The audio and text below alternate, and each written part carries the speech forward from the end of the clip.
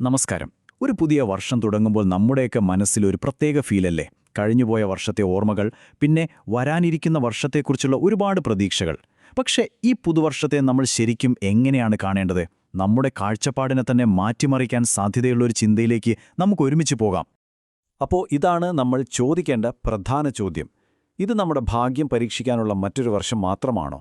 അല്ലെങ്കിൽ നമ്മുടെ കഷ്ടപ്പാടിൻ്റെ മാത്രം ഫലമാണോ വരാൻ പോകുന്നത്? ഈ ചോദ്യത്തിനുള്ള ഉത്തരമുണ്ടല്ലോ, അത് ഈ വർഷത്തെക്കുറിച്ചുള്ള നമ്മുടെ മുഴുവൻ കാഴ്ചപ്പാടിനെയും മാറ്റിമറിക്കും. ആ ചോദ്യത്തിനുള്ള അതിമനോഹരമായ ഉത്തരം ഇവിടെയുണ്ട്. ഇതൊരു വെറും വാക്കല്ല, ഇതൊരു വാഗ്ദാനമാണ്.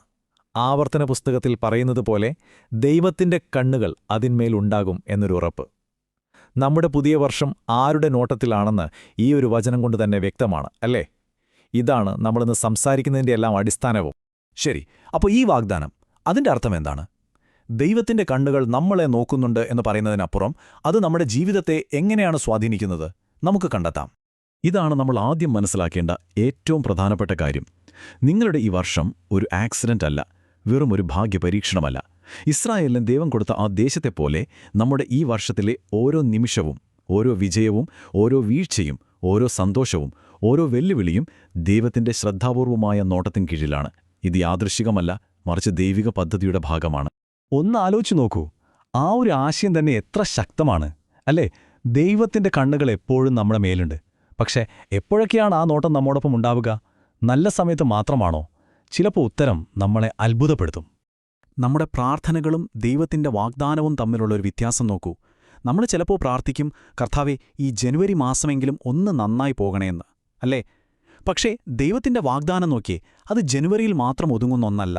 അത് ആരംഭം മുതൽ അവസാനം വരെയാണ്. ജനുവരി 1 തീയതി മുതൽ ഡിസംബർ 31 വരെ. നമ്മൾ ഓർക്കേണ്ട ഒരു കാര്യമുണ്ട്. ദൈവത്തിൻ്റെ നോട്ടം നമ്മുടെ വിജയങ്ങളിലും സന്തോഷങ്ങളിലും മാത്രമല്ല. നമ്മൾ ശരിക്കും തളർന്നു പോകുന്ന ദിവസങ്ങളിൽ, ജീവിതത്തിൽ വലിയ നഷ്ടങ്ങൾ വരുമ്പോൾ, ചിലപ്പോൾ രാത്രിയിൽ ആരും കാണാതെ നമ്മൾ കരയില്ലേ? ആ ഇരുട്ടിലും ആ സ്നേഹമുള്ള കണ്ണുകൾ നമ്മളെ വിട്ടുപോകുന്നില്ല. ഓക്കെ, അപ്പോൾ ദൈവം നമ്മളെ നോക്കുന്നുണ്ട് എന്ന് പറയുമ്പോൾ എന്താ അതിൻ്റെ ശരിക്കുള്ള അർത്ഥം? വെറുതെ ദൂരെന്ന് കാണുകയാണോ? ഒരിക്കലുമല്ല. ആ നോട്ടത്തിന് വളരെ ആക്റ്റീവായ 3 അർത്ഥങ്ങളുണ്ട്. അതെ, ദൈവത്തിൻ്റെ നോട്ടം വെറുമൊരു കാഴ്ചയല്ല, അതൊരു ഇടപെടലാണ്. അത് നമുക്ക് കാവൽ തരുന്നു, നമ്മളെ പരിചരിക്കുന്നു, പിന്നെ നമുക്ക് വഴികാട്ടിയാകുന്നു. സിമ്പിളായി പറഞ്ഞാൽ അത് നമ്മളെ പ്രൊട്ടക്റ്റ് ചെയ്യും, കെയർ ചെയ്യും, ഗൈഡ് ചെയ്യും. നമുക്ക് ഓരോന്നായിട്ടൊന്ന് നോക്കാം.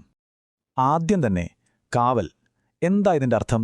നമുക്കെതിരെ ഒരു പ്രശ്നം വരുമ്പോൾ അത് പൂർണ്ണമാകുന്നതിന് മുമ്പ് തന്നെ എല്ലാം കാണുന്ന ദൈവം അതറിയുന്നു. അതുകൊണ്ട് തന്നെ ആ നോട്ടം നമുക്ക് കിട്ടാവുന്നതിൽ വെച്ച് ഏറ്റവും വലിയ സുരക്ഷയാണ്. രണ്ടാമത്തത് പരിചരണം. ആ നോട്ടം നമ്മുടെ ആവശ്യങ്ങളൊക്കെ അറിയുന്നുണ്ട്. നമുക്ക് എന്ത് വേണം, എപ്പോൾ വേണം എന്നൊക്കെ കൃത്യമായിട്ട് അറിയാം. അത് നമ്മുടെ ജീവിതത്തിൽ സമയത്തിന് എത്തിച്ചു തരുന്ന ഒരു അപ്പൻ്റെ കരുതൽ പോലെയാണ്. മൂന്നാമത്തേത് നേതൃത്വം. നമ്മുടെ ജീവിതത്തിൽ ചിലപ്പം വഴിതെറ്റിപ്പോകാം, അല്ലേ? അങ്ങനെയുള്ള സമയത്ത് നമ്മളെ ശരിയായ വഴിയിലേക്ക് തിരികെ കൊണ്ടുവരുന്ന ഒരു വഴികാട്ടിയാണ് ആ നോട്ടം. നമ്മൾ വഴിതെറ്റി അലഞ്ഞ് തിരിയാൻ ദൈവം സമ്മതിക്കില്ല.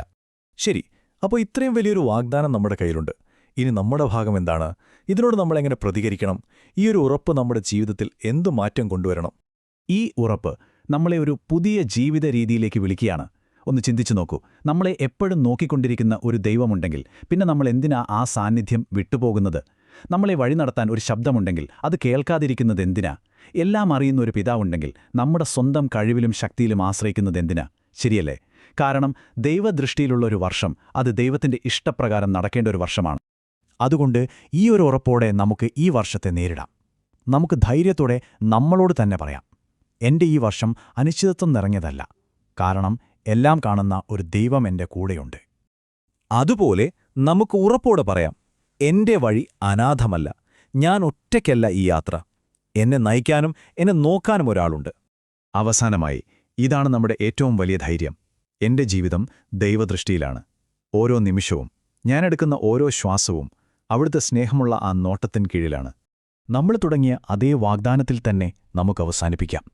ഈ പുതിയ വർഷത്തിൽ നിങ്ങൾ മുന്നോട്ടു പോകുമ്പോൾ ഈ ഒരു വചനം നിങ്ങളുടെ ഹൃദയത്തിൽ വലിയൊരു ധൈര്യമായിരിക്കട്ടെ. ആണ്ടിൻ്റെ ആരംഭം മുതൽ അവസാനം വരെ നമ്മുടെ ദൈവത്തിൻ്റെ സ്നേഹമുള്ള കണ്ണുകൾ നമ്മളെ വിട്ടുപോകില്ല, ഒരിക്കലും.